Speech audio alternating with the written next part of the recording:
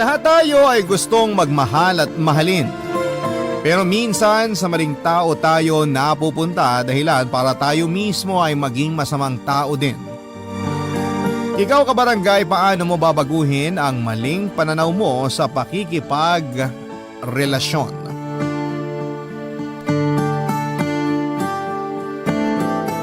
Dear Papa Dudut, magandang tanghali po sa inyo at sa kapwa ko kabarangay. Tawagin niyo na lamang po ako sa pangalang Albert. 27 years old, taga Rizal at avid listener niyo po ako at madalas kong pakinggan ang Barangay Love Stories through podcast at na-inspire po ako sa mga kwento ng ating mga kabarangay. Kaya naman naisipan ko na gusto ko rin pong magbahagi. Pero bago tayo dumako doon ay gusto ko muna kayong bigyan ng kaunting impormasyon tungkol sa akin. Dati po akong volunteer teacher sa isang special education school sa bayan namin. Pero sa kasalukuyan ay ako na po ang tumatao sa family business namin. Papa Dudut, hindi ko na po idedetalye ang tungkol sa pamilyang kinalakhan ko dahil ang gusto ko pong ikwento ay kung paano ako napunta sa sitwasyong hindi ko na alam kung paano alisan. Tawagin niyo na po akong makasalanan. Pero dad, at mahilig ako noon sa ganung babae. Kaya agad ako nagtapat ng feelings sa kanya. Kaso hanggang sa pagkakaibigan lang ang tingin niya sa akin. Umaasa pa rin ako na magbabago ang nararamdaman niya at magugustuhan ako, pero hindi na yon nangyari hanggang sa graduate na kami sa college. Nalaman ko na lamang sa kaibigan niyang si Heidi na nag-asawa na siya at may anak na sila. Broken hearted po ako noon, Papa Dudut.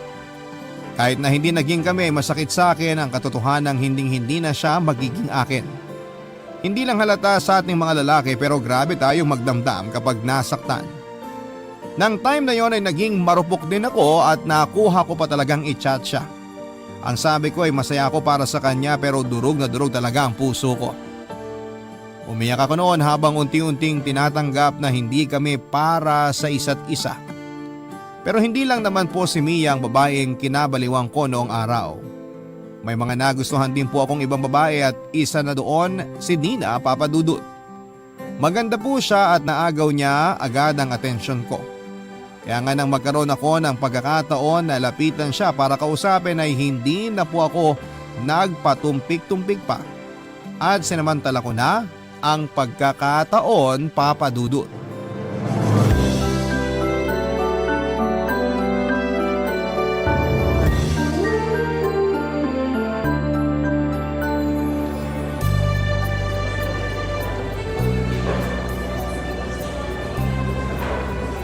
Hi miss, pwede ba kitang tabihan? May kasama ka ba o… Wala. Sige, pwede kang umupo. Ako nga pala si Albert. Ikaw, anong pangalan mo? Dina. Bagay na bagay sa'yo. Kasing ganda mo. Wow ha. Ngayon lang tayo nagkita pero bumabanat ka na ng ganyan. Hindi yun banat. Nagsasabi lang ako ng totoo. Maganda ka talaga. At kahit sinong lalaki sa paligid mo mapapalingon talaga sa'yo. Sandali. May boyfriend ka na ba? Mamaya may lumapit dito tapos suntukin na lang ako bigla ah. Sira. Walang lalapit kasi wala akong boyfriend. Sa ganda mong yan, maniwala ako sa'yo. Kung ayaw mong maniwala, di wag mo. Ikaw ba? Baka may jowa ka na ha? Alam mo, sakto kasi wala akong girlfriend. Seryoso? Wala ka bang nililigawan o kahit crush man lang? Meron akong niligawan pero binasted lang ako eh. Saklap naman. Oo, hindi na yata ako magkaka-girlfriend. Ewan ko ba? Ginawa ko naman lahat. Huwag kang magsalita ng ganyan. Baka hindi lang talaga kayo para sa isa't isa. Alam mo, may nabasa ako.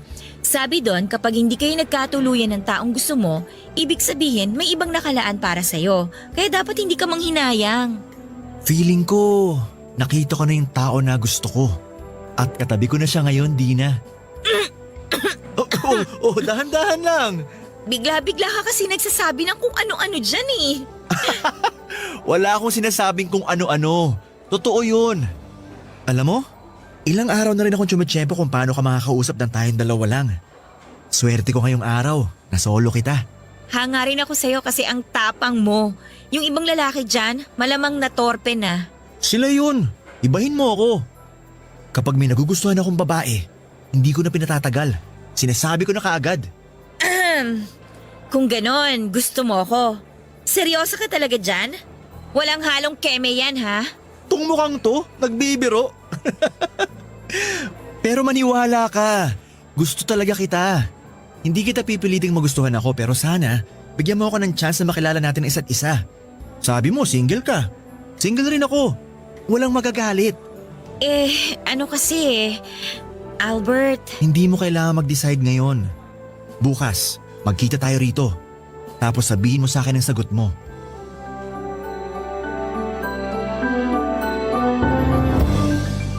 Kinabukasan ay nagkita po ulit kami ni Dina at napapayag ko siya na ligawan.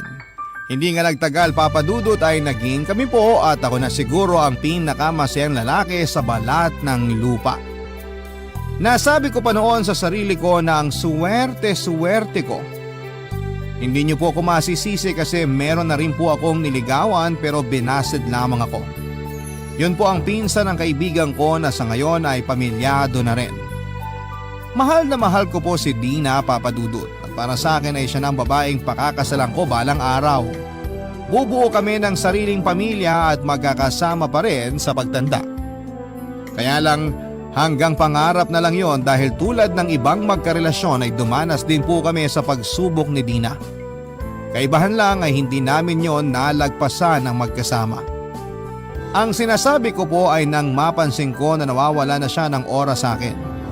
Hindi naman po ako demanding na boyfriend at hindi rin ako palaaway. Kaya ang unang ginawa ko noon ay plinano kong kausapin siya ng masinsinan sakaling meron na ngang problema sa relasyon namin na hindi ko alam Papa Dudut.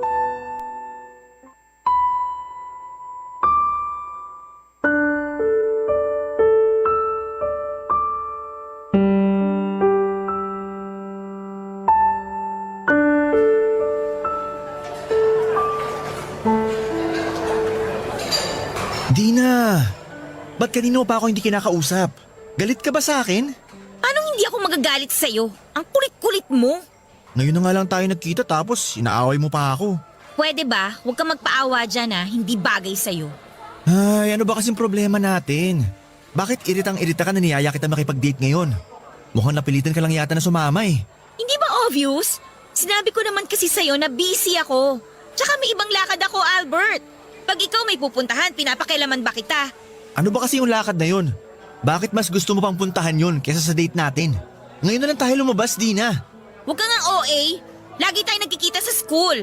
Iba yun. Ang arte-arte naman. Para kang bata kung umasta. Ay, ang gusto ko lang naman magkaroon ng oras tong relasyon natin. Napapansin ko kasi na wala ka ng panahon sa akin eh. Lagi kang busy. Ano ba kasi pinagkakaabalahan mo? School-related matters yon, Albert.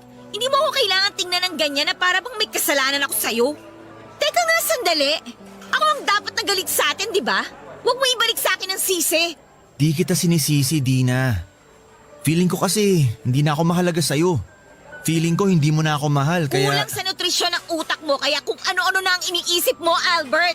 Masisisi mo ba ako? Ganun yung pinaparamdam mo sa akin? Tsaka, sandali nga. Sino ba yung chat ng chat sa'yo? Akin na nga yung phone mo. Patingin ako. Ano ba? Huwag kang ng praning. Wala lang tono. Anong wala? Kung makapag-chat sa'yo sunod-sunod. Hindi niya ba alam na kasama mo ako at nagde-date tayo? Kung hindi, ako nang magsasabi sa kanya. Akin na yung phone mo. Ewan ko sa'yo, Albert. Kapag hindi ka umayos, iiwanan talaga kita dito. Pinagtitinginan na tayo ng mga tao, oh. Di ka ba nahihiya?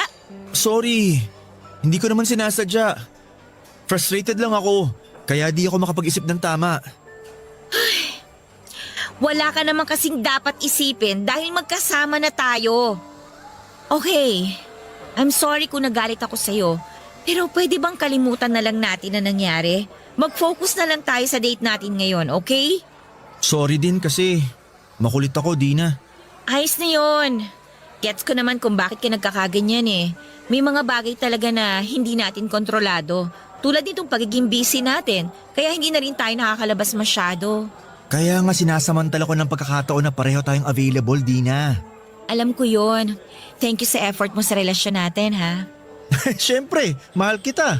At gagawin ko ang lahat para sa'yo, Dina.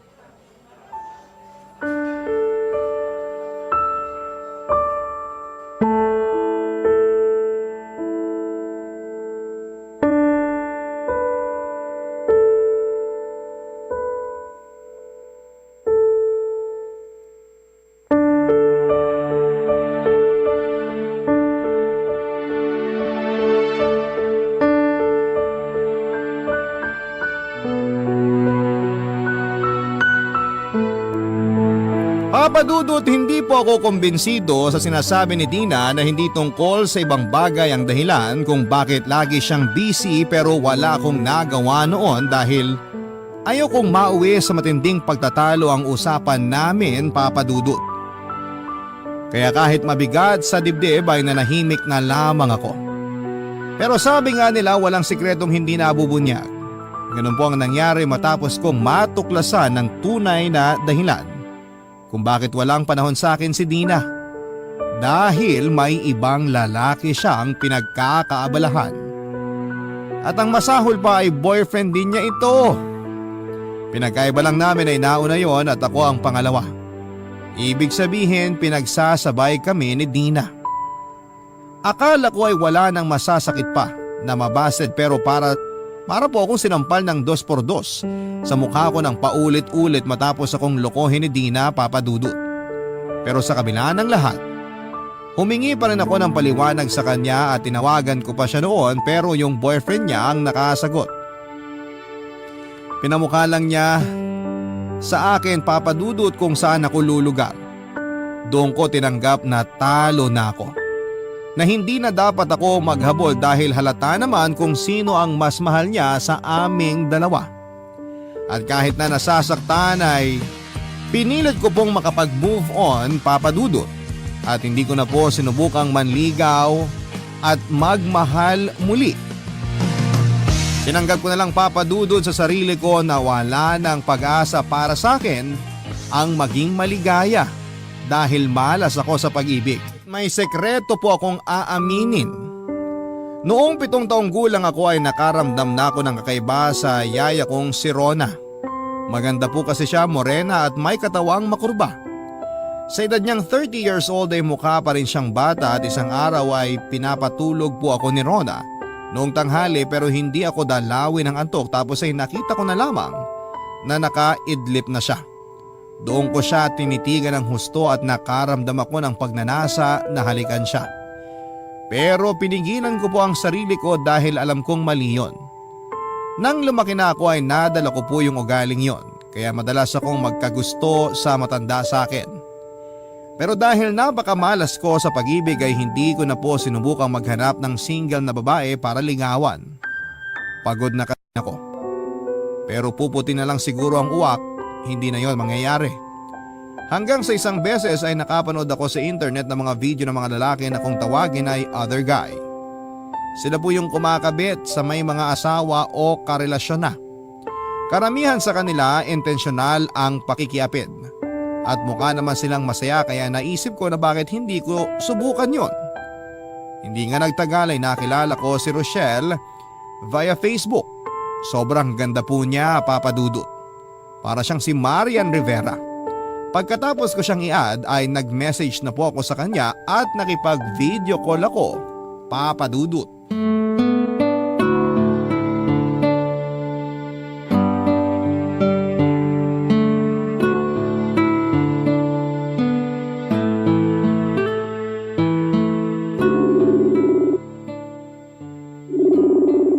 Online naman siya pero bakit kaya di niya sinasagot?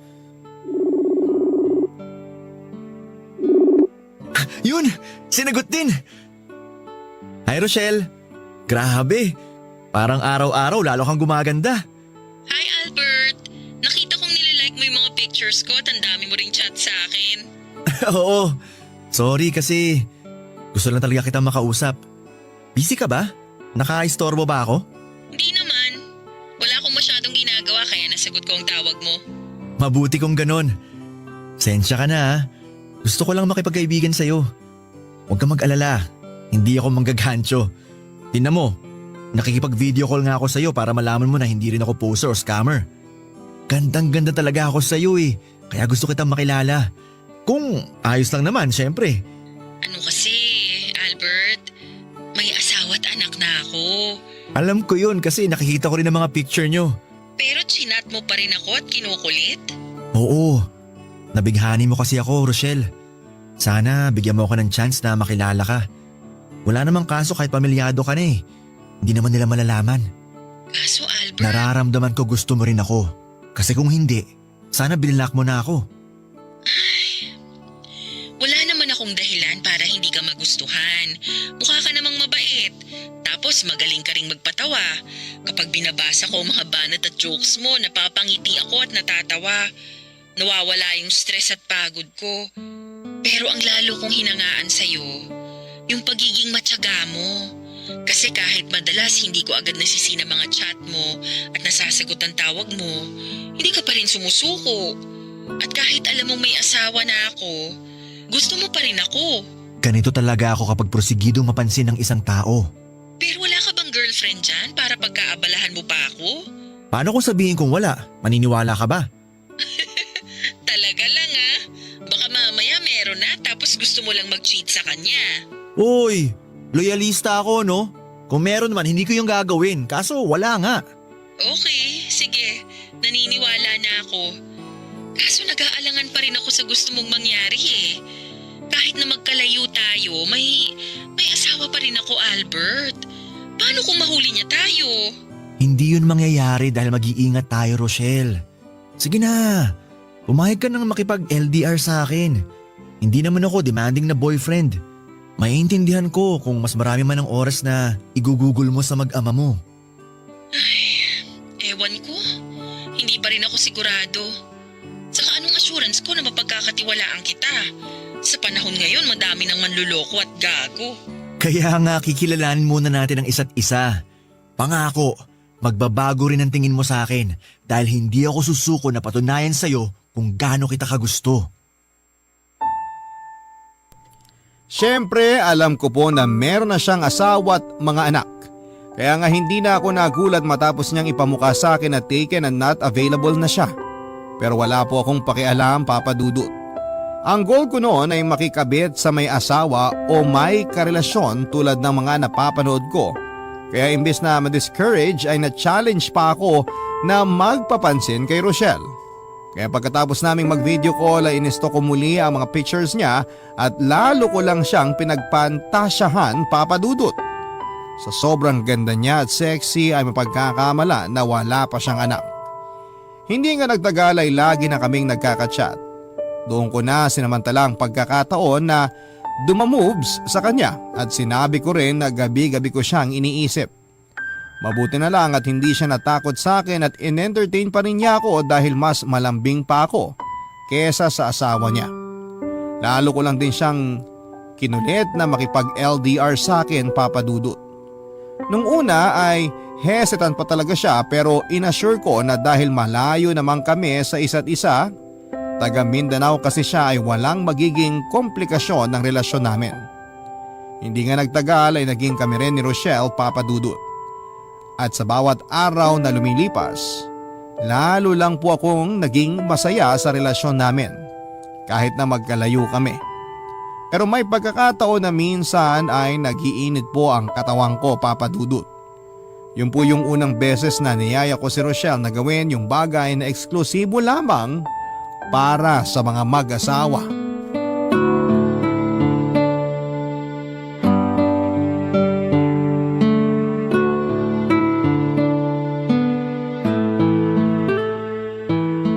Albert, bakit kanina ka pa tawag ng tawag? Namimiss kasi kita, Shell. Pero kasama ko ang mister ko kanina. Paano na lang kung magduda siya dahil tingin ako ng tingin sa phone ko? Hindi ka ba nakikinig? Miss na nga kita. Maghapon na kayo magkasama ng asawa mo. Ako naman ang pansinin mo. Hindi mo kailangan magalit dahil narinig ko ang sinabi mo.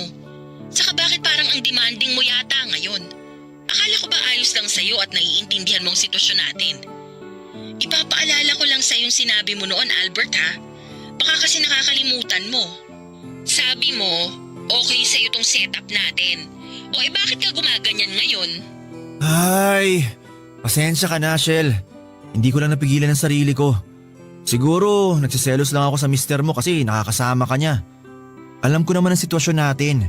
Pero minsan naiisip ko, sana ako na lang nasa posisyon niya. Ano ba yung sinasabi mo? Bakit bigla ka nalang nagkaganyan? May nangyari ba dyan sa inyo? Wala naman. Malungkot lang ako ngayon tapos naalala kita. Kung nandyan lang ako, mamasahihin kita para nare-relax ka. Kung di mo na itatanong, magaling yatang trumabaho tong mga kamay ko. Talaga? Nako, sana talaga nandito ka, Shell. Pero, pwede mo naman akong pasayahin kahit na nandiyan ka. Ano? Naisip ko lang, since may relasyon naman tayo. Nasisiraan ka na ba, Albert? Ayoko! Bakit? Di ba napag-usapan naman natin yun? Sabi mo willing kang subukan, mapaligaya mo lang ako. Shell, please. Atin-atin lang naman to, wala makakaalam. Kasama ko ang asawa ko dito sa bahay. Ano na lang ang sasabihin nun pag nalaman niyang… basta! Eh di pumunta ka sa CR. O di kaya, hinaan mo lang boses mo. Sige na, pumayag ka na. Promise, magugustuhan mo rin pagkatapos natin. Albert naman! Please, kahit ngayon lang. Pero hindi ko alam kung paano gawin yun. Wala akong experience sa ganun. Huwag ka mag-alala. Basta sundin mo lang ipapagawa ko. Magtiwala ka sa akin. Ano, pumapayag ka na ba? O sige, pero mamaya na lang kapag tulog na ang asawa at anak ko. Salamat, Shell! O sige na, ibababa ko na muna. Hinahanap na ako ng asawa ko. Puntahan ko lang dun, baka magduda na yon. Okay, pero sa akin ka mamaya ah. Pagkatapos po namin gawin ang bagay na yon ni Rochelle ay sobrang saya po ng kalooban ko, Papa Dudut. Sa katunayan, ang sarap ng tulog ko ng gabing yon. At pakiramdam ko ay para akong sanggol na hinihele sa duyan. Alam ko na mali, marumi at makasalanan ang ginawa naming yon. Pero hindi ko na po inisip ang sasabihin ng iba dahil satisfied po ako sa nangyari sa amin. Hanggang sa ang isang beses na yon ay nasundan pa nga ng isa pang beses, Papa Dudut. Daig ko pang nasa cloud 9 dahil sa sobrang ligaya. Kahit na sa phone lang namin yon ginagawa. Kasama na rin kasi doon yung thrill na baka mahuli kami ng asawa niya. Papa Dudut, hindi po ako nag-aral at lumaki para maging salot sa relasyon at makasina ng pamilya. Pero habang tumatanda po ako ay nagbabago po ang tingin ko sa mundo. Siguro ay dala na rin ang pinagdaanan ko noong araw. Mga kabiguan sa pag-ibig, niloko at pinagmukhang tanga. Madalas ay tuksuhin na malapit nang lumagpas sa kalendaryo ang edad pero wala pa rin girlfriend. Kaya ako naging mapusok. Matino pa naman ako mag-isip pero madali po akong madala sa damdamin kaya ang resulta ay paulit-ulit ko pong nakikita ang sarili ko na nasa pakikiapid. Para sa akin ay wala naman itong pinagkaiba sa normal na magkarelasyon. Pero hindi lang talaga tanggap sa lipunan natin na pwede tayong magmahal ng higit pa sa isa, Papa Dudut. Kabarangay, i-share mo ang iyong barangay love stories. Sabay-sabay nating pakinggan ang iyong kwento ng pag-ibig, buhay at pag-asa. Ipadala lang sa barangaylovestories@yahoo.com. Suntok sa buwan na magkaroon ng happy ending ang relasyon namin ni Rochelle. Pero umaasa pa rin ako na siya na yung babaeng tinadhana sa akin ng langit na makakasama ko sa habang buhay. Wala po akong pakialam kahit pamilyado na siya. Kung maghihiwalay sila ng asawa niya ay sisiguraduhin kong hindi sila mapapariwara ng anak niya dahil handa akong tumayong padre di pamilya nila. Nakakatawa man pakinggan at marami sa ating mga kabarangay ang magsasabi na nahihibang na ba ako pero wala po akong kakayahang pigilan ang damdamin ko dahil nagmahal lang naman po ako, Papa Dudut. Nagpatuloy ang relasyon namin ni Rochelle pero hindi nagtagal ay nangyari ang kinakatakutan ko. Napansin ko na lamang po kasi na may kakaiba sa pakikitungo niya sa akin. Alam ko naman na may kaagaw ako sa oras niya dahil pamilyado na siyang tao. Pero iba yung kutob ko ng panahon na yon. Nawawala na po ng oras sa akin si Rochelle at hindi na kami regular na nagkaka-chat o nagvi-video call. Miss na miss ko na siya at bago pa ako masiraan ng ulo, sa kakaisip kung ano ang mali sa amin ay nakipag-video call po ako sa kanya at nag-usap kami. Doon ko po nalaman ang saloobin ni Rochelle tungkol sa relasyon namin, Papa Dudut. Dahilan para masaktan po ako ng sobra-sobra.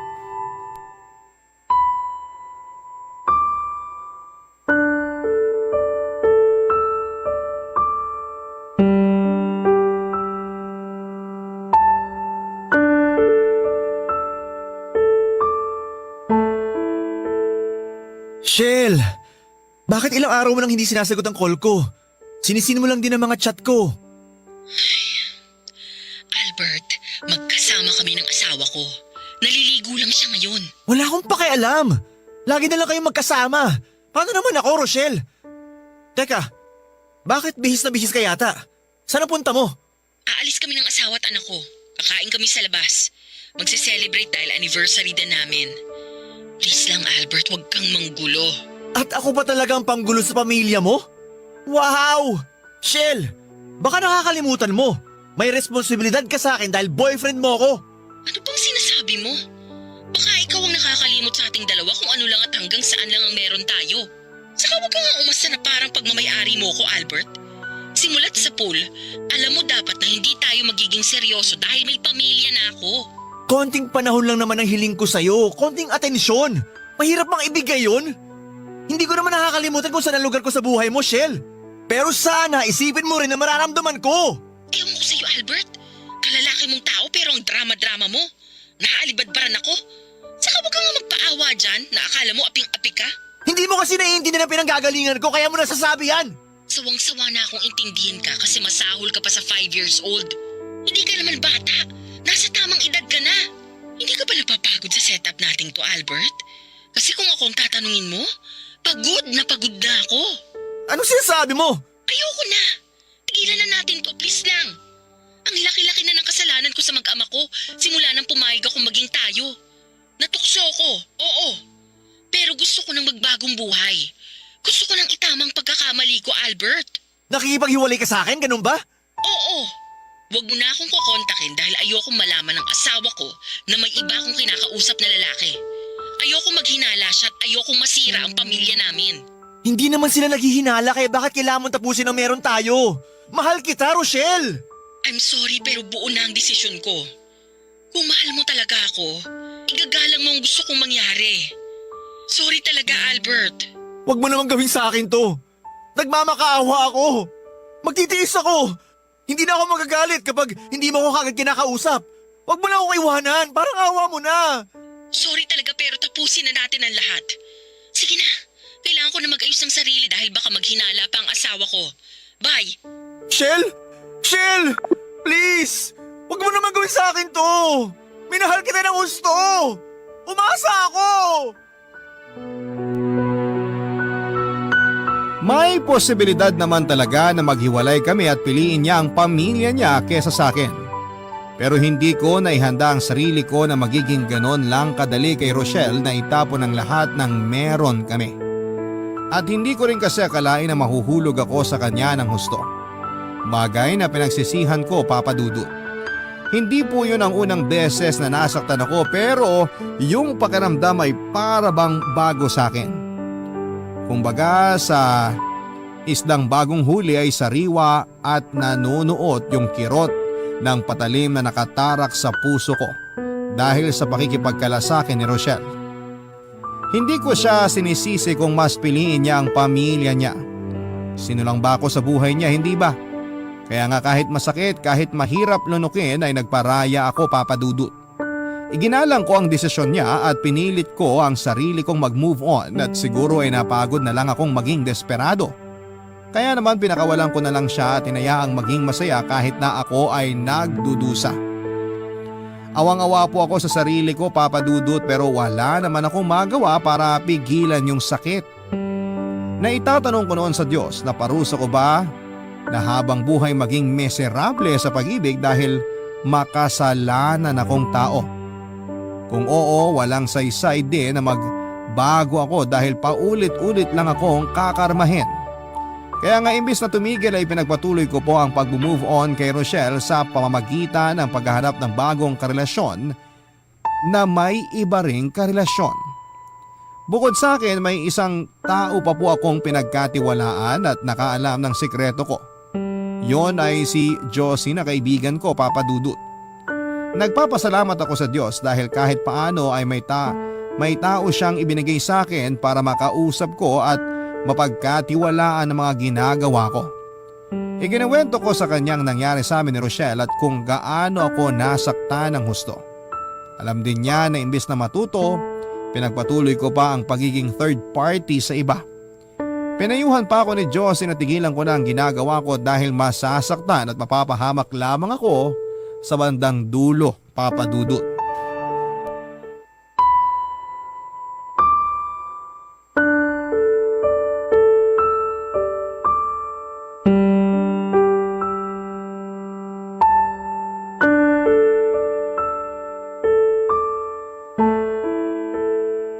Alam mo na pwede ka na namang masaktan ng husto sa dulo pero ginagawa mo pa rin. Ewan ko ba naman sa'yo, Albert? Kailan ka ba matututo? Hindi ko alam kung kailan, Josie. O kung matututo pa ba ako tulad ng sinasabi mo.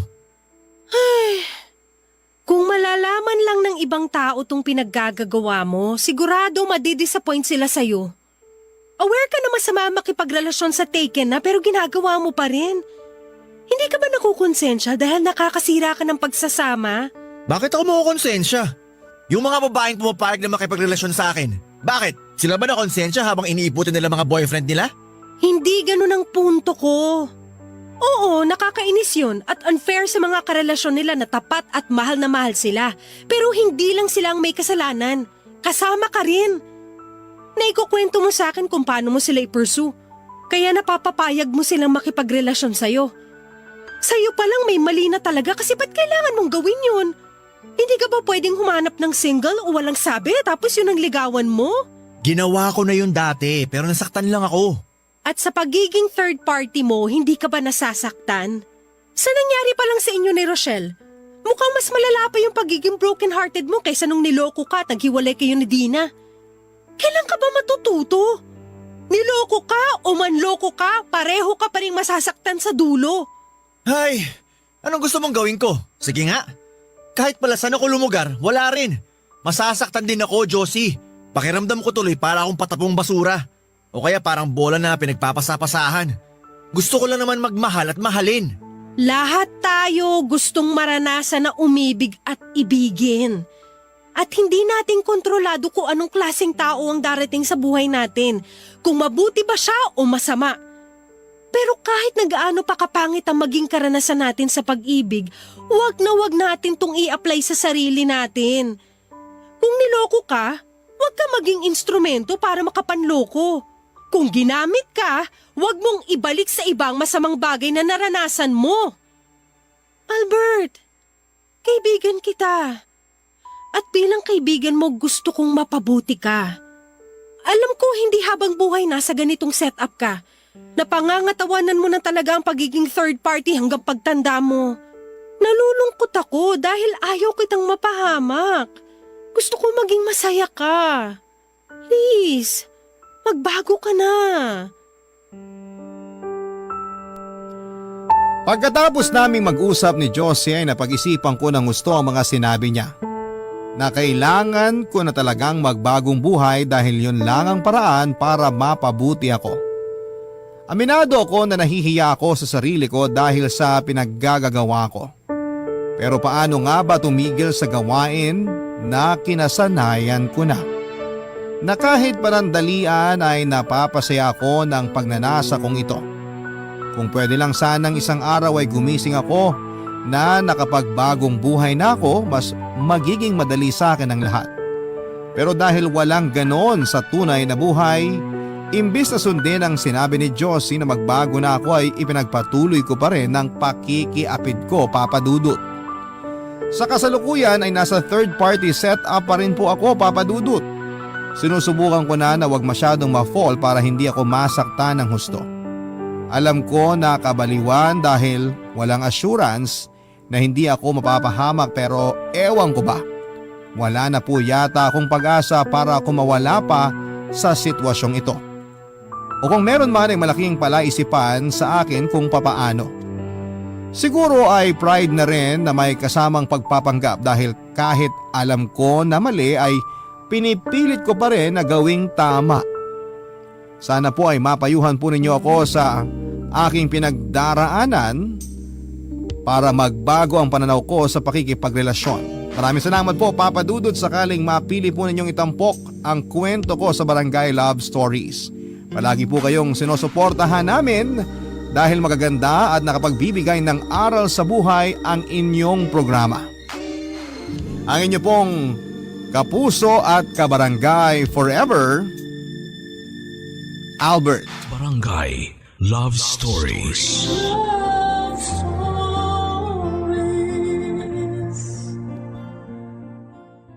Barangay LS 97.1 Number 1 Forever. Ang mga kwento ng pag-ibig, kwento ng buhay at kwento ng pag-asa dito sa Barangay Love Stories.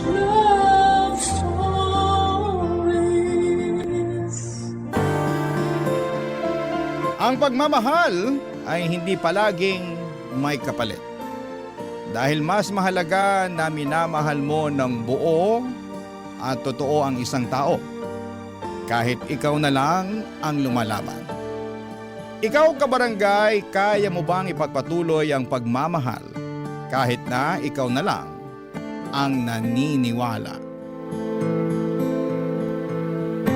Dear Papa Dudut, sa buhay natin ay palaging may isang taong nagbibigay ng kulay at direksyon sa atin. Yung taong ginagawa nating dahilan para maging matatag tayo at magpatuloy na maging malakas. At masasabi ko na walang ibang pwedeng makapagbigay kulay sa buhay ko kung hindi ang nag-iisang anak kong si Marlon. Papa Dudo, tawagin niyo na lamang po ako sa pangalang Selly. 51 years old at nagtatrabaho bilang mananahe sa isang pabrika. Maaga kong nabiyuda dahil namatay sa stroke ang asawa ko. Kaya naman mula noon ay mag-isa ko nang tinataguyod ang anak kong si Marlon. Maswerte ako na may mabubuting tao na handa pa ring tumulong sa akin noon. Pero hindi talaga naging madali ang pagiging single parent ko. Pero kinaya ko para sa nag-iisang anak ko. Dahil wala naman na siyang ibang aasahan kung hindi ako lamang, Papa Dudut.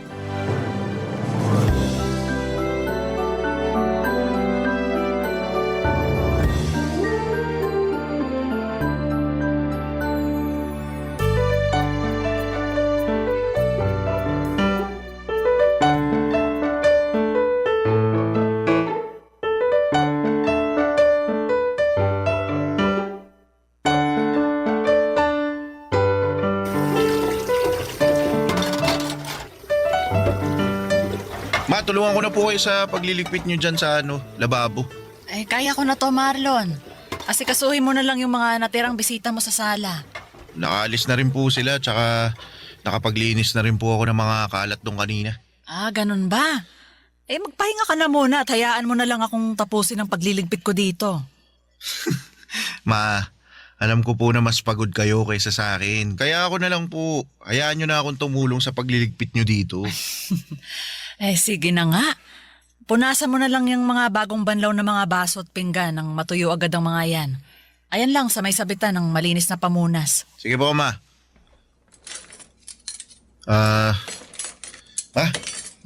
Thank you po pala sa paghahanda nyo para sa pagtatapos ko ng high school. Wala kang dapat na ipagpasalamat sa akin. Kasi alam mo namang matagal ko na rin plinano to. Ilan buwan pa lang bago ang graduation mo, tinanong na kita kung anong mga pagkain ang gusto mong lutuin ko para sa espesyal na araw na to. Opo. At ang sabi ko po sa inyo noon, ayos lang sa akin kahit hindi na tayo maganda para hindi na kayo mapagod sa pagluluto. At hindi ako pumayag kasi espesyal na araw to para sa ating dalawa. Yung araw na nakapagtapos ka ng high school at natupad mo ang isa sa mga pangarap ko para sa'yo.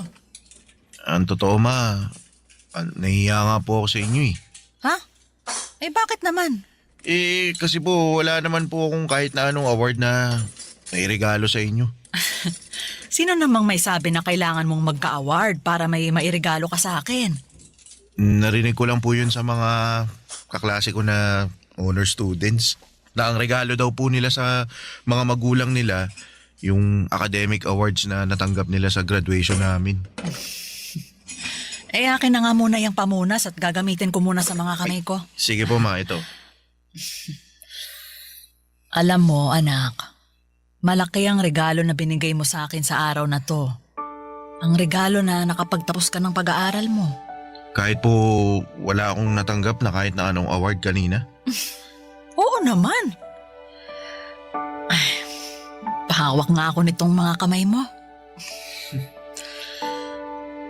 Anak, hindi mo kailangan na magkaroon ng kahit na anong award o kahit matataas na grade para mapasaya ako. Mas importante sa akin na alam ko kung paano mo pinagsumikapan ng lahat para matapos mong pag-aaral mo. Salamat po ma. Kasi na-appreciate nyo rin po yung effort na ginawa ko para makatapos ng high school. Ay ako ang dapat na magpasalamat sa iyo, Marlon. Salamat kasi sinuklian mo ang lahat ng ginawa kong pagtatrabaho para sa pag-aaral mo. Salamat sa high school diploma na regalo mo sa akin. Basta ma, pagbubutihan ko pa po lalo ang pag-aaral. Lalo na sa kolehiyo. Pangako po ma, ako naman po ang babawi sa inyo. Papadudot noong nabubuhay ang asawa ko ay simple lang ang buhay namin. Nagtatrabaho siya sa munisipyo at ako naman ay nagdesisyon na maging housewife. Sa asawa ko talagang si Manuel nanggaling ang ideya na yon. Dahil may trabaho din ako noon sa isang hardware shop. Pero nang maging masela ng pagbubuntis ko ay pinahinto niya na muna ako sa pagtatrabaho. Pero ang gusto ko sana noon, bumalik kapag nakapanganak na ako. Pero sumang-ayon na rin ako sa suggestion ni Manuel na maging full-time na may bahay niya. Gusto niya rin na matutukan ko ang pag-aalaga hindi lang sa kanya, kung hindi pati na rin sa anak naming si Marlon. Naging mabuting asawa at tatay ang asawa ko, Papa Dudut. Hindi man kalakihan ang sweldo niya pero nagagawa naming pagkasyahin yon sa lahat ng gastusin dito sa bahay. Pareho kasi kaming hindi maluho ng asawa ko, Papa Dudut. Kaya naman ang gastos namin ay para lang sa mga importanteng bagay o kaya ay sa mga espesyal na okasyon. Simple lang ang buhay namin pero masasabi kong masaya at kontento talaga kaming pamilya. Kaya naman nang mawala si Manuel ay ginawa ko pa rin ang lahat para hindi maramdaman ni Marlon ang malaking pagkukulang sa buhay namin, Papa Dudut.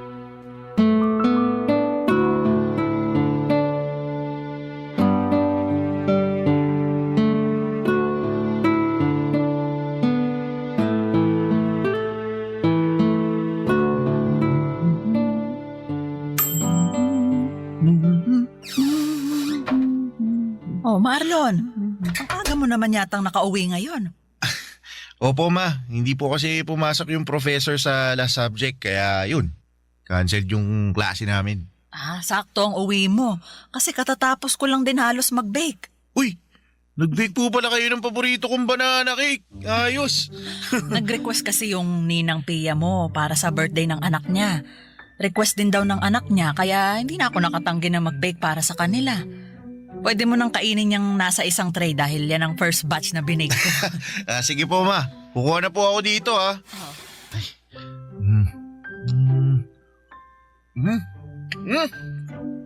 Grabe naman po mo, napakasarap talaga nitong banana cake na gawa nyo, ayos. Anak, para namang ngayon mo lang natikman ang banana cake na binibake ko. Iba po kasi yung pagkaka-bake nyo ngayon, sobrang sarap. Ma, hingi pa ako ha. Kumuha ka lang sa tray na yan kasi para sa'yo talaga yan. Mauubos ko po yung buong tray na to, ma. Eh kahit ubusin mo pa yan, meron pang extra na tray ng banana cake para sa'yo. Buti na lang at napaaga yung uwi ko ngayon. Masusulit ko yung napakasarap na binake nyo, ma. Eh alam mo, kanina ko pa napapansin ha, parang napakasaya mo ngayon ha. May gusto ka bang ikwento sa akin, Marlon? Halata po ba, ma? Hindi lang halata. Kung hindi halatang halata talaga. Ano bang nangyari at ganyan kakasaya? Wala naman po kakaibang nangyari kanina sa university. Pero may gusto po pala akong itanong sa inyo. Ano yon, Marlon? Paano po kayo niligawan ni Papa noon? Seryosong tanong ba talaga yan? Opo, kasi bigla po akong na-curious sa sa love story niyong dalawa. O sige, sasagutin ko na ang tanong mo. Ang papa mo kasi, hindi mahiyain tapos makulit, na parang ikaw. Mahilig siyang magbigay ng mga regalo pero hindi yung mga mamahaling bagay. Kung hindi yung mga simpleng bagay na alam niyang makakapagpasaya sa akin, kagaya ng mga bulaklak na pinipitas niya sa mismong bakuran ng bahay nila, o kaya prutas at gulay mula sa tanim nila, o yung mga pagkain na siya mismong nagluto. Ang effort naman po pala ni Papa sa mga regalo niya sa inyo. Oo, kasi ang sabi niya, gusto niya na lahat ng bagay na ibibigay niya sa akin, totoong pinaghirapan niya. Yun daw kasi ang paraan niya para patunayan na seryoso siya sa panliligaw na ginagawa niya sa akin. Ikaw ba, anak? May napupusuan ka na bang babae na gusto mong ligawan? Po? Ako po? Oo. Ay, ikaw lang naman ang anak ko at nag-iisang kausap ko ngayon dito sa kusina. Sino ba yung babaeng nagugustuhan mo?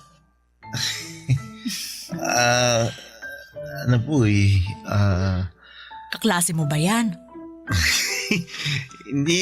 Hindi po, pero estudyante rin po siya sa university na malapit sa amin.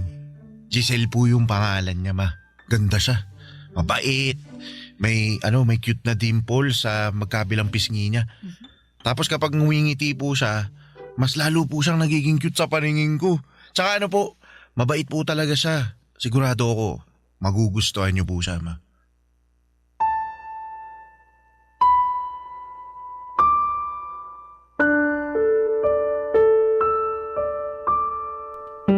Papadudot masasabi kong maswerte ako sa anak kong si Marlon.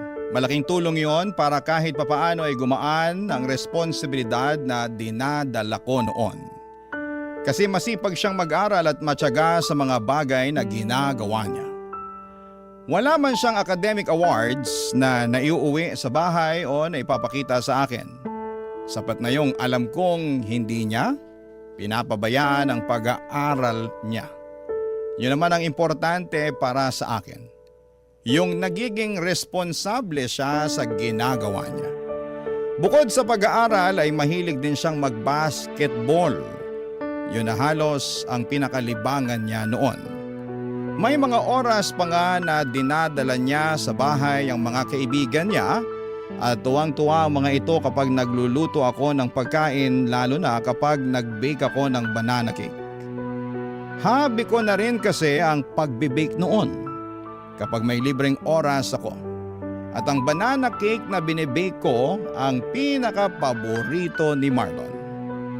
Sinabi pa nga ng mga kaibigan niya na dapat daw ay nagbe-business ako ng pagbebenta ng banana cake. Pero hobby ko lang talaga yon, Papa Dudut, kaya hindi yon pumapasok sa isipan ko. Barangay Love Stories. Barangay Love Stories.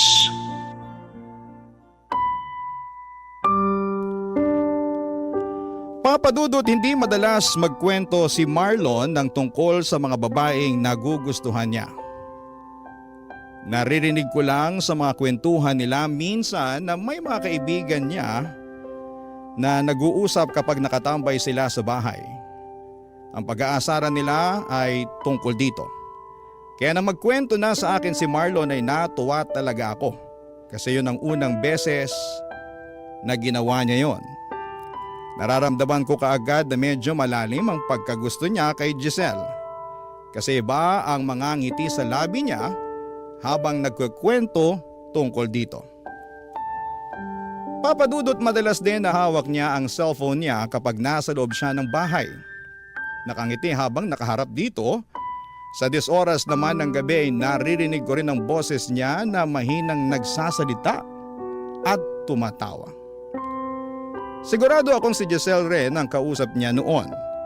Wala naman akong ibang nakikitang problema at masaya pa nga ako kasi nakikita kong inspirado ang anak ko. Alam ko rin na hindi niya naman pinapabayaan ang pag-aaral niya. Malaki kasi talaga ang tiwala ko sa kanya noon, Papa Dudut.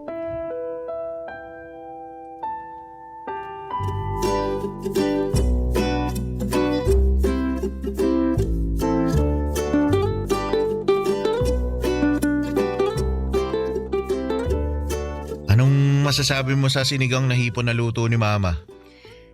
Masarap, Marlon. Kinilig ka sa sarap, di ba? Parang ganun na nga. Sabi ko naman sa'yo masarap magluto yung mama ko. Mamaya matitikman mo yung napakasarap na banana cake na palagi niyang binibig. Nirequest ko talaga yun para sa'yo. Naku, kapag natikman mo yun, makakalimutan mo talaga yung pangalan mo. Totoo ba yan, ha? Marlon, baka naman masyado nang mag-expect si Giselle na masarap ang binibake ko na banana cake, ha? Bakit? Masarap naman po talaga, Ma. Ang dami na nga pong gustong umorder at maging reseller ng binibake nyo Kayo na lang po talaga yung tumatanggi sa kanila. Alam mo naman na hobby ko lang ang pagbibake na ginagawa ko, Marlon. Pareho po kayo ng mommy ko, tita. Mahilig din po siyang mag-bake. Talaga? Ano yung madalas na binibake ng mami mo? Chocolate brownies and muffins po, tita. Pero hobby lang din po niya ang mag-bake kasi ayaw niya rin po niya gawing business yun eh. Alam mo, sa totoo lang kasi, magastos din gawing business ang pagbibake. Malaki-laking puhunan ang kailangan namin kung gusto talaga naming simulan yun. Marami ring oras ang makakain sa bawat araw namin. Nabanggit din po yan ni mommy, tita. Pareho naman daw silang may maayos na trabaho ni daddy kaya hindi niya pinupush na gawing business. Tsaka ayaw niya rin daw po na bawasan pa ang budget na para sa bahay o sa pag-aaral ko. Kaya nga sabi ko kay mommy sa oras na makatapos ako ng pag-aaral at magkaroon ng regular na trabaho, ako mismo ang magpapatayo ng bakery para sa kanya. Nakakatuwa ka naman, Giselle. Bakit yun naman po nasabihan, tita? Kasi bumubuo ka na kaagad ng mga pangarap para sa magulang mo. Sa panahon kasi ngayon hindi lahat ng kabataan ganyan mag-isip. Pero ayos lang naman sa akin kasi alam ko na iba na talaga ang kinasanayan ng mga tao ngayon. Magkakaiba nga po ang paniniwala ng mga tao pagdating sa bagay na yan. Basta para sa akin po, obligasyon pa rin naming mga anak na suklian lahat ng naging sakripisyo ng mga magulang namin. Sana dumami pa ang mga anak na kagaya mo. Kasi hindi lahat ng magulang nagkaroon ng oras na makapag-ipon para sa sarili nila. Yung iba, binuhos ang oras at buhay nila sa mga anak nila. Pero para sa akin naman, hindi ko naman inoobliga si Marlon na tulungan ako sa oras na makatapos na siya ng pag-aaral niya. Pero sinabi ko rin naman po sa inyo na gusto ko rin makabawi sa inyo, Ma. Nakwento rin po ni Marlon sa akin yung mga pangarap niya para sa inyo, tita. Talaga? Ano naman ang nakwento ng anak ko sa'yo na tungkol doon? Yung plano niyang pagbili ng malaking bahay para sa inyo, pagpapalago ng negosyo niyo, tsaka pagkuha ng sasakyan, para kayo naman po ang maihahatid at sundo niya. Ay naku, nakakatuwa talagang marinig yan mula sa inyo ng mga kabataan. Siguro, para sa akin lang ayoko naman na itali ng mga anak ang buhay nila sa pagtulong sa mga magulang na kagaya ko. Kayo ang responsibilidad namin hanggang sa tumanda na kayo at magkaroon ng sariling mga buhay. At kahit anong mangyari, responsibilidad naming mga magulang ang sarili namin.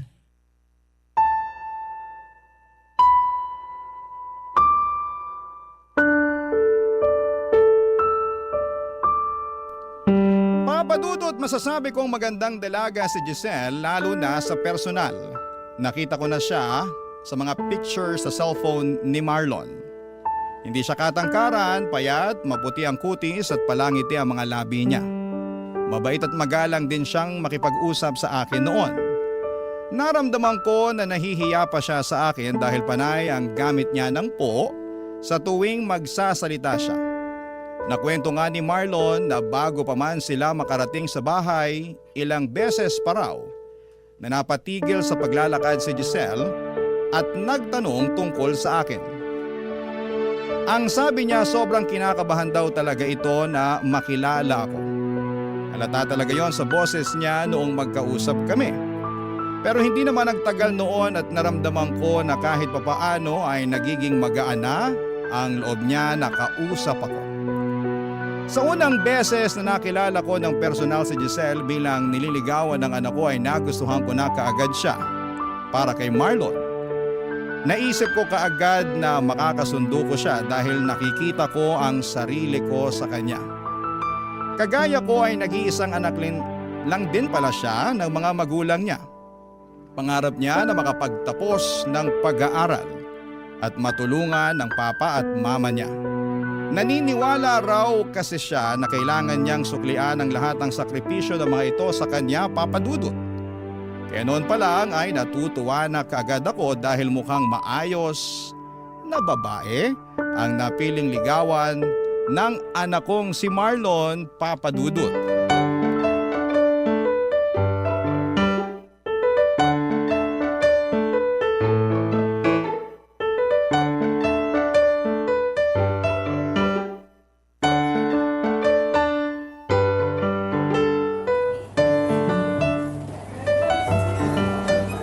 Hoy, Selly! Mabuti naman nandito ka pa sa kantin.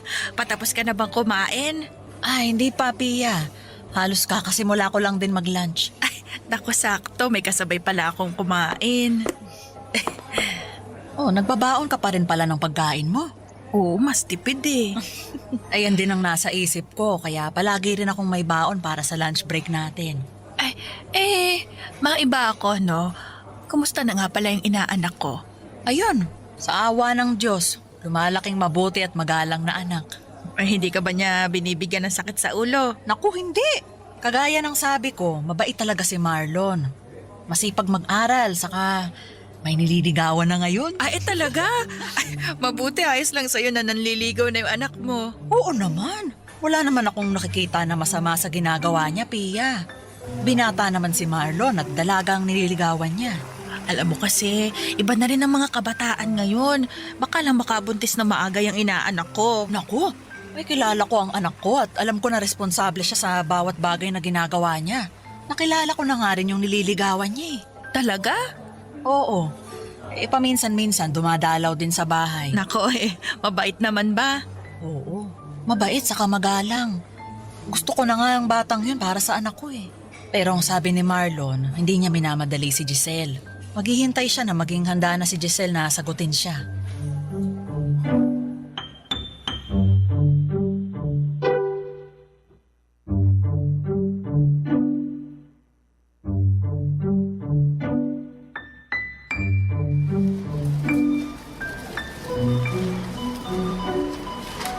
Wala na ba tayong nakalimutan na isama dito sa grocery cart natin, Marlon? Mukhang wala na pong kulang, ma. Nandito na po lahat ng nasa listahan na pinakita nyo kanina. Mabuti naman. Pumwesto na tayo doon sa may pinakamaikling pila na cashier para makapagbayad na tayo. Sige, ma. Tara po.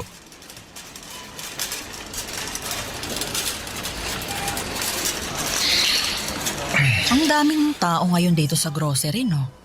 Oo nga po, may. Mabuti na lang sinamahan mo ko at nagawa kong tapusin agad ang pag-grocery ko. Hindi rin naman po ako busy ngayon. Wala ba kayong lakad ni Giselle? Wala po, ma. Umuwi po kasi sila ng parents niya sa Pangasinan para sa birthday celebration ng lola niya. Pero, ma, ano pong tingin nyo kay Giselle? Mukha naman siyang mabait talaga, Marlon. Natutuwa nga ako at napakagalang niya makipag-usap sa akin.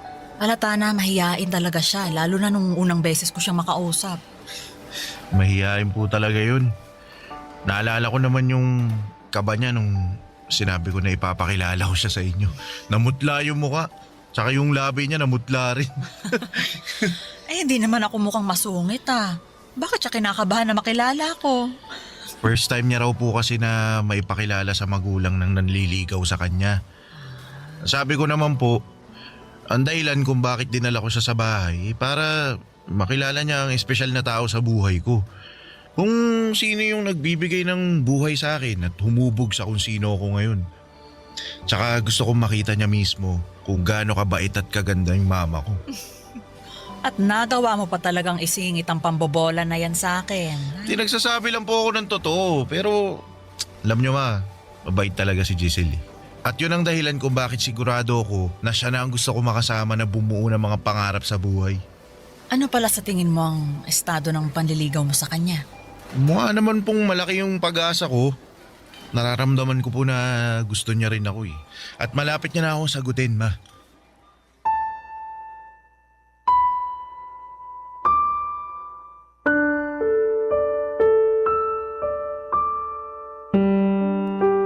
Papa Dudut, kagaya ng sinabi ko kanina, yun ang unang pagkakataon na may naikwento sa akin si Marlon na tungkol sa babaeng nagugustuhan niya. Natuwa ako dahil mas nagiging open na siya sa akin tungkol sa personal na buhay niya. Kahit malapit kami sa isa't isa ay hindi naman kasi namin na pag-uusapan ng tungkol sa bagay na yon. Naisip ko pa nga na kung nabubuhay ang asawa kong si Manuel ay baka mas makapagkwento pa sa kanya si Marlon. Pero nang magsimula na nga siyang magkwento sa akin ay iba ang saya na nararamdaman ko.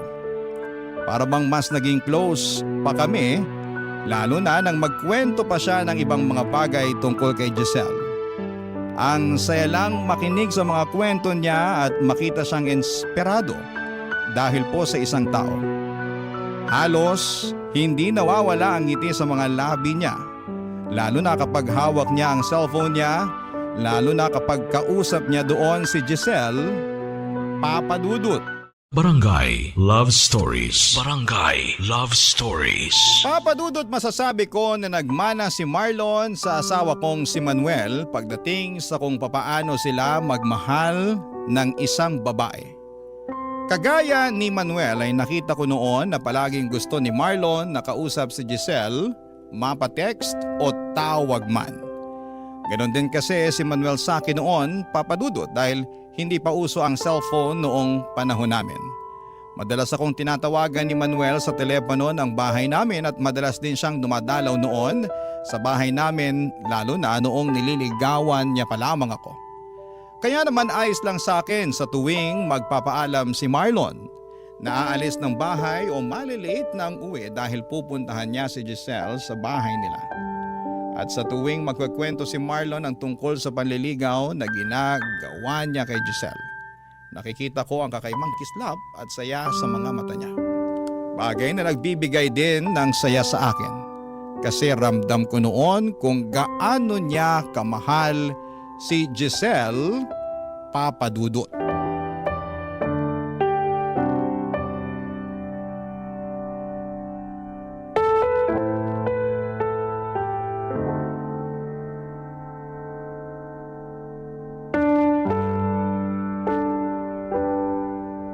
Oh, Marlon, ayos ka lang ba?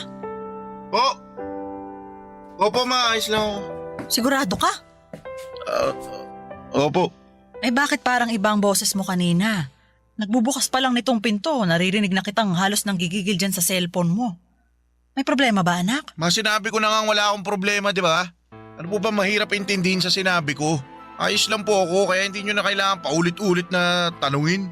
At hindi mo rin kailangan na magtaas ng boses habang kausap mo ko, Marlon. Pasensya na po, ma. Ayos lang. Ano ba kasing problema?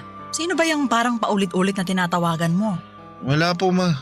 Yung kaklase ko lang po yung tinatawagan ko kasi may kailangan ako itanong tungkol sa research paper namin eh. Sige po, papasok na muna ako sa kwarto kasi may gagawin pa ako eh.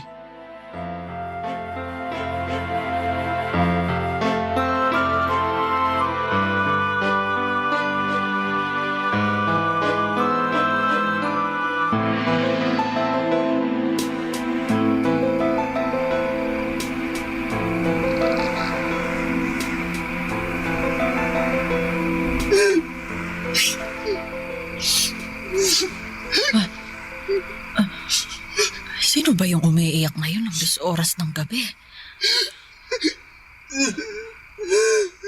Teka, parang boses ni Marlon yun ah. Ay, makabangon na nga muna nang mapuntahan ko siya.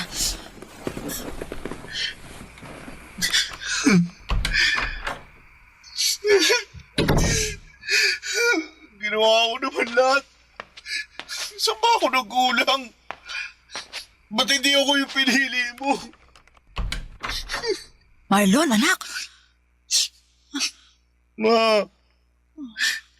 Ma, sorry po kung nagising kayo. Kailan ka ba natutong uminom ng alak? Pasensya na po. Kailangan ko lang po ng pampatulog. Anak, ano ba talagang problema? Wala po, ma. Ayos lang po ako. Huwag niyo po ako lalahanin. Hindi ka maayos. Magdadalawang linggo ka nang palaging tulala, tapos ngayon, nagpapakalunod ka naman sa alak. Sabihin mo na sa akin ng totoo. Tungkol ba to kay Giselle?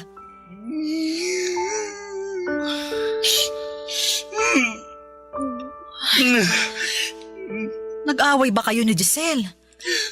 May hindi ba kayo naging pagkakaunawaan? Ano ba talagang nangyari, Marlon? Kinausap ko po kasi si Giselle. Sabi niya, humito na raw po ako sa ginagawa kong panliligaw sa kanya. Baka naman kasi gusto lang niya na mas makapag-focus muna sa pag-aaral niya. Kaya niya sinabi yun. Ma, hindi po kasi yun yung dahilan kung bakit niya ako pinahinto sa panliligaw ko sa kanya. Ano bang naging dahilan niya? Sabi niya po kasi, sabi niya may boyfriend na raw po siya.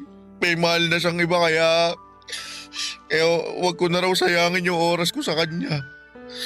Ma, ba't naman ganun? Ginawa ko naman lahat eh. Ginawa ko lahat para patunayan yung pagmamahal ko sa kanya pero bakit hindi po ako pinili niya? Bakit ako po yung naiwan? Anak, si Giselle lang ang makakasagot sa mga tanong mo, ha? Alam kong mahirap pero sa ngayon, kailangan mong magpakatatag. Hindi lang naman si Giselle ang babaeng pwede mong mahalin. Bata ka pa, Marlon. Marami pang pwedeng mangyari sa buhay mo. Pero si Giselle po kasi yung gusto ko eh. Siya po yung mahal ko. Wala po ibang pwedeng mahalin kundi siya lang. Ma, siya lang po. Mahal ko si Giselle eh. Mahal na mahal ko po siya. Mahal na mahal.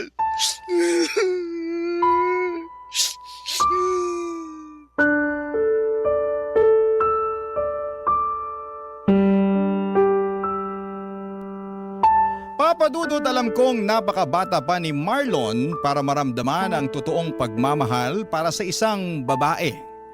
Marami pa siyang iba na pwedeng makilala at mahalin. Pero sa totoo lang, umasa na rin ako noon na sanay si Giselle na rin ang makatuluyan niya sa hinaharap. Dahil sa ilang beses na dumalaw ito sa bahay, nakita ko kung gaano siya kabait at kagalang. Kaya pati ako ay nalungkot nang malaman ko na hindi niya kayang suklian ang pagmamahal ng anak ko.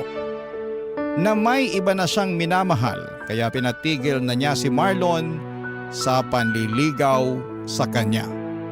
Nang mga sumunod pang araw noon ay nakita ko ang tila pagbagsak ng mundo ni Marlon. Palagi siyang walang ganang kumain, tulala sa sala kapag uuwi galing sa trabaho, at ang pinakamasakit yung naririnig ko siyang umiiyak gabi-gabi sa kwarto niya. Nadudurog talaga ang puso ko sa nakikita kong pagbagsak niya. At ginawa ko po ang lahat para maiparamdam sa kanya na lilipas din ang lahat ng sakit na nararamdaman niya. Na hindi lang kay Giselle titigil ang mundo niya, na magagawa niyang makausad kahit paunti-unti. Kaya lang ay bago pa man niya magawa yun ay tila sumuko na mismo ang katawan niya. Dahil isang umaga ay hindi na lamang siya nagising. Papadudot.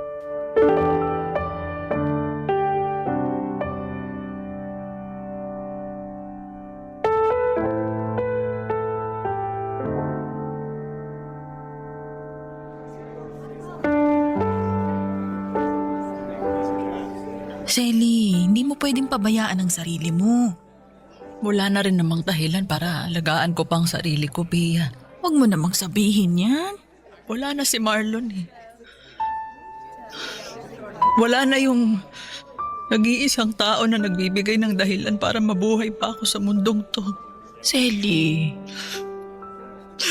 dapat ako na lang yung namatay eh. Dapat ako na lang yung hindi nagising. Dapat ako na lang ang nandyan sa kabaong na yan. Tama na yan. Huwag ka magsalita ng ganyan. Alam mo, Pia, akala ko talaga okay na si Marlon. Na kahit paano, nakakausad na siya. Magkasabay pa kaming naghapunan noon. At nakita ko na rin siyang umiti ulit. Yun pala.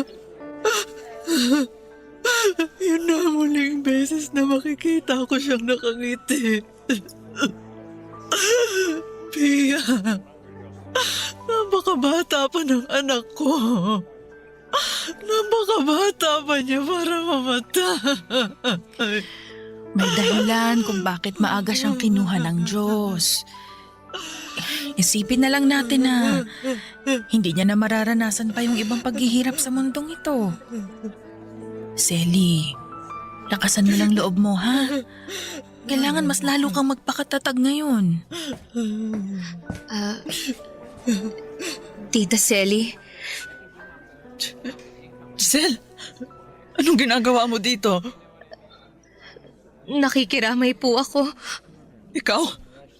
Nakikiramay? Ang lakas naman talaga ng loob mong pumunta talaga dito sa burol ng anak ko. Selly, uminahon ka. Paano ko hihinahon kung nasa harapan kong dahilan kung bakit namatay ang anak ko?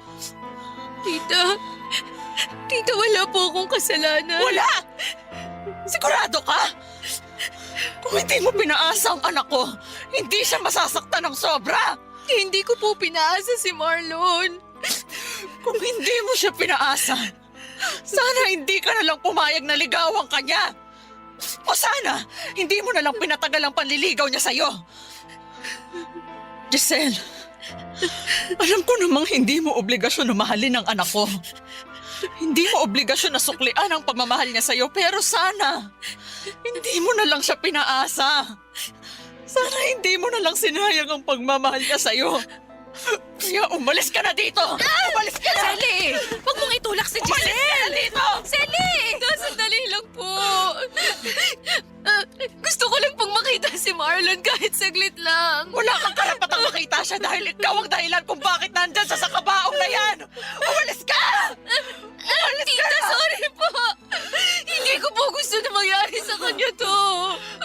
Hindi ko po gusto mawala si Marlon. Sorry po, Tita. At hindi na rin umubuhay ng mga sorry mo si Marlon! Selly, tama na. Huminahon ka na. Umalis ka na dito, Giselle! At ayoko nang makita yung pagbumukha mo kahit kailan! Naging mabait sa'yo si Marlon. Wala siyang ibang ginawa kung hindi ang mahalin ka. Pero sinaktan mo lang siya. At ikaw ang dahilan kung bakit siya namatay. Ikaw ang pumatay sa anak ko, Giselle. Kaya umalis ka na bago pa kita kalad ka rin palabas ng pamamahay ko. Umalis ka na!